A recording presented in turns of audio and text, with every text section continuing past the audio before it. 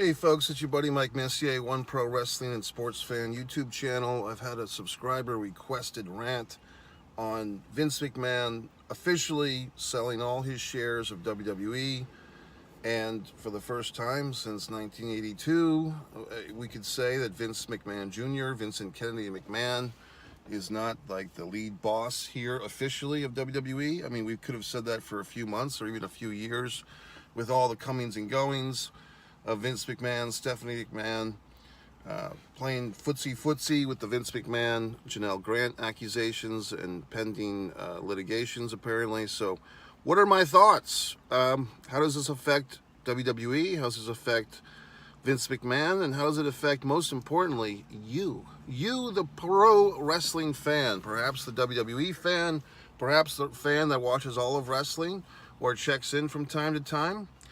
These are my thoughts. Ready? First, Vincent Kennedy McMahon, how it affects him.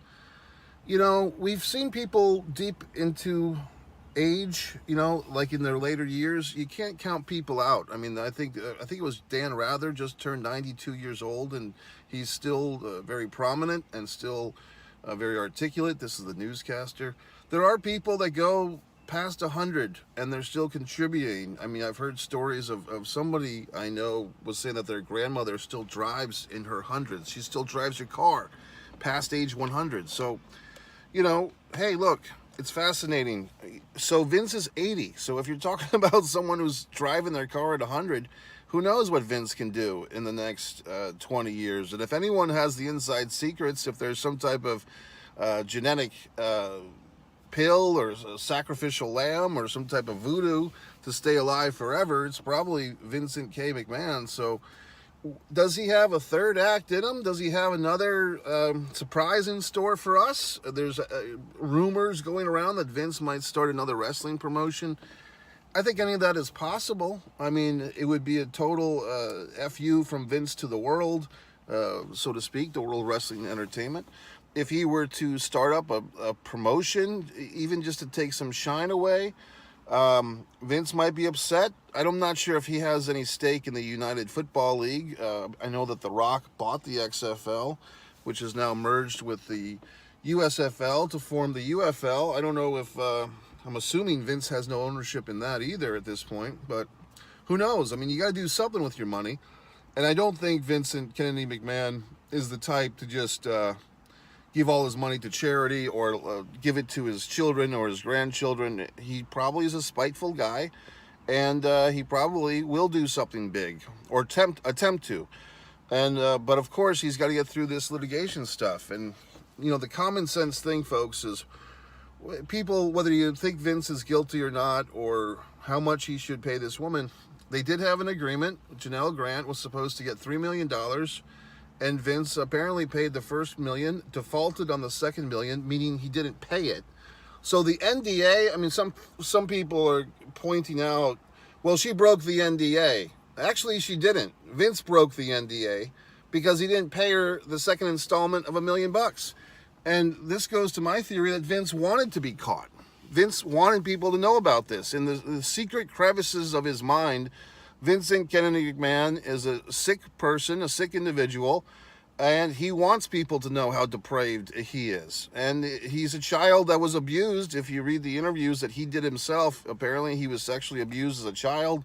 Scott Hall talks about how Vince told him about that. So just Vince never got the proper therapy, the proper help to deal with these horrible things that he went through, which I do feel for him. But he basically continued this cycle and took it out on other people, including us, the programmers. I mean, the people that watch the programs, the consumer.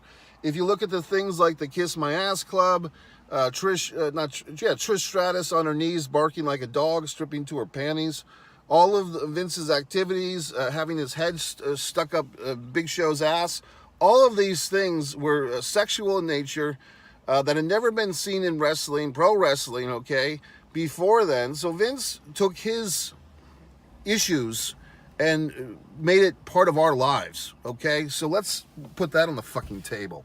So Vince, I'm not sure. I mean, I keep thinking that maybe Vince will get the Jimmy Snuka deal where, you know, Snuka talk about wanting to get caught. Snuka putting in his own biography that Vince McMahon left a briefcase full of money for the police officers looking into that possible murder way back when. And Snuka had to go to court, and the judge said that Snuka was not fit for trial medically. And then Snuka died not too long after that. So I kept thinking, well, maybe Vince will experience that type of deal, but he didn't, or he hasn't yet. So we'll see. Remember 3 or 4 or 5 years ago when Vince would come on TV, people were really worried about him. Like Vince looked kind of shaky and wobbly. And then it seems like in this, when they sold out to TKO and the merger and Endeavor and UFC, it looked like Vince had that little Hitler mustache and he seemed a little bit better. So who knows? How does this affect you, the wrestling consumer, the WWE consumer, and Triple H and Stephanie and all this stuff? I'm going to quote the famous Who song. You saw the song, you heard the song in the movie Top Gun Maverick. It's been used in commercials. It's a classic song. Meet the new boss, same as the old boss. We won't get fooled again. I mean, just that's the song of the day, folks, for WWE. If you watch, I watched WrestleMania this past year. Hall of Fame Friday night, first inductee Paul Heyman, and you would think it was the induction of godhood for Paul Levesque. You know, Paul Heyman just putting over Paul Levesque, good-naturedly teasing Stephanie McMahon, but really the shine was on Paul Levesque from the opening of that weekend, the WrestleMania weekend. Paul Heyman set the tone. We watched WrestleMania Night 1. Michael Cole is putting over Paul Levesque. Paul Levesque, you know, the weather and Paul Levesque. Those were the things on Michael Cole's mind that night. And also The Rock was, of course, a big part of it. The Rock on the Hall of Fame, getting his own little belt, you know, the People's Champion belt, which supposedly he had before from Muhammad Ali's widow type of thing. So basically we had...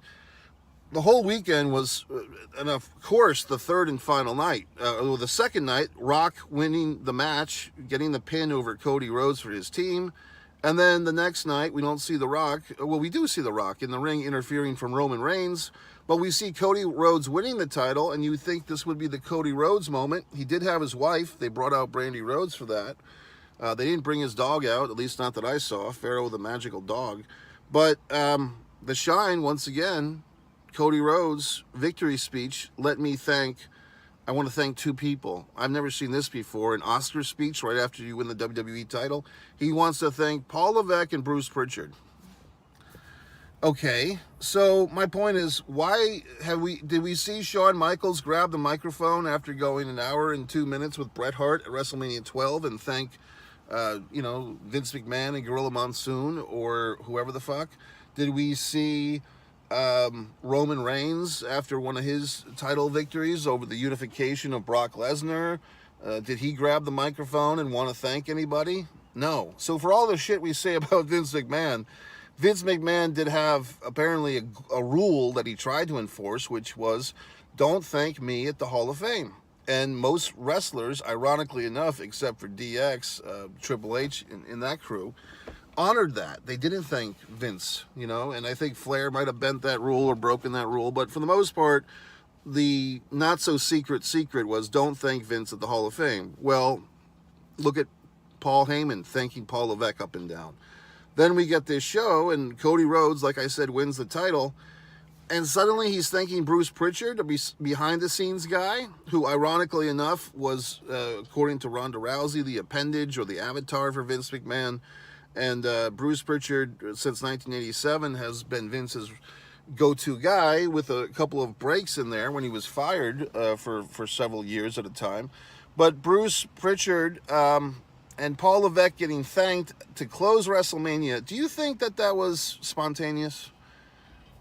Do you think that was spur of the moment? Do you think Cody Rhodes went into business for himself and said, I really have to thank Paul Levesque and Bruce Pritchard right now? That's in the core of my being. That's going to get this moment over. That I ended this, 3.5, 4 year title reign of Roman Reigns. I have to thank Triple H and Bruce Pritchard.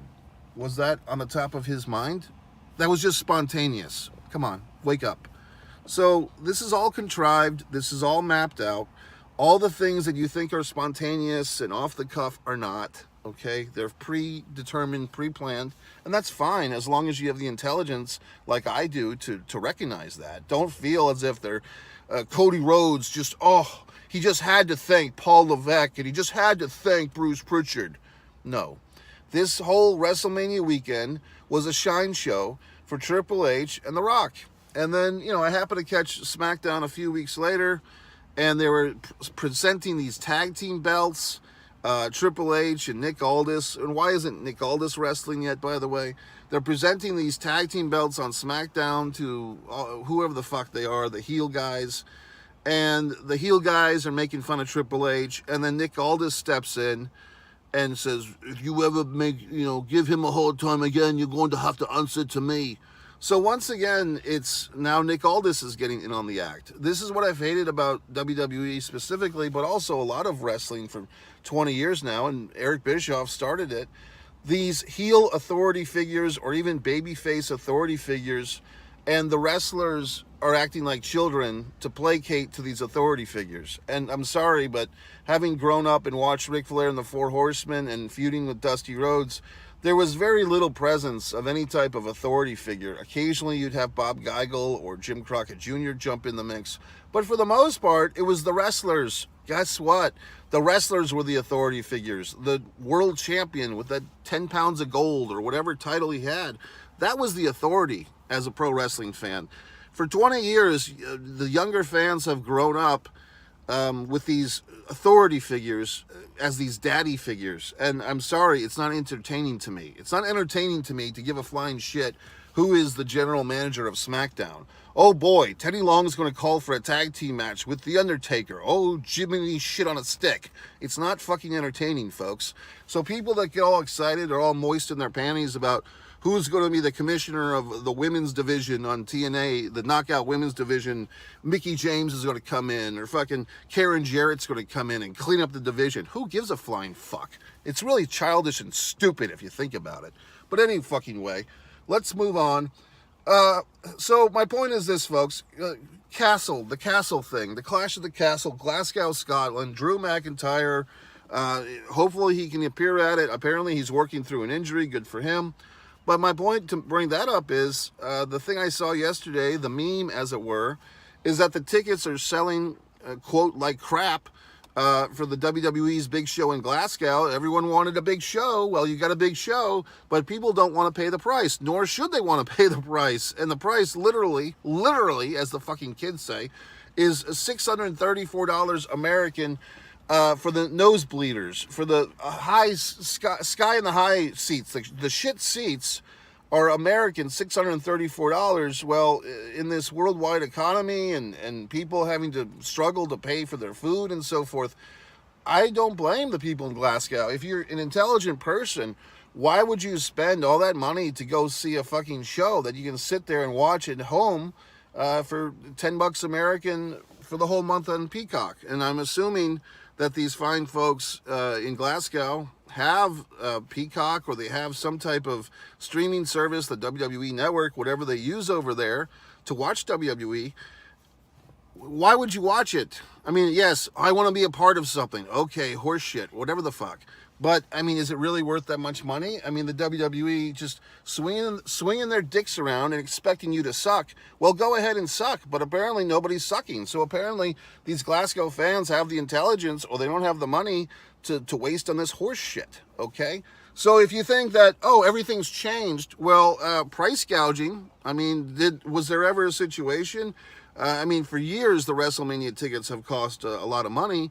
But did anyone ever complain about it, like they're complaining about this Glasgow thing? Did any fans, especially international fans, revolt and refuse to pay the price? I don't think so. So the legend of this, folks, the story remains: who meet the new boss, same as the old boss. You will get fooled again in this case, because the marks will still watch. This WWE draft is so boring. I refuse to watch it. I catch moments on YouTube, but I'm not going to wrap my schedule around it. So fans, it's up to you to wise up. MikeMessier.com. Go to my website. Stand me on social. Buy all my books. MikeMessier.com.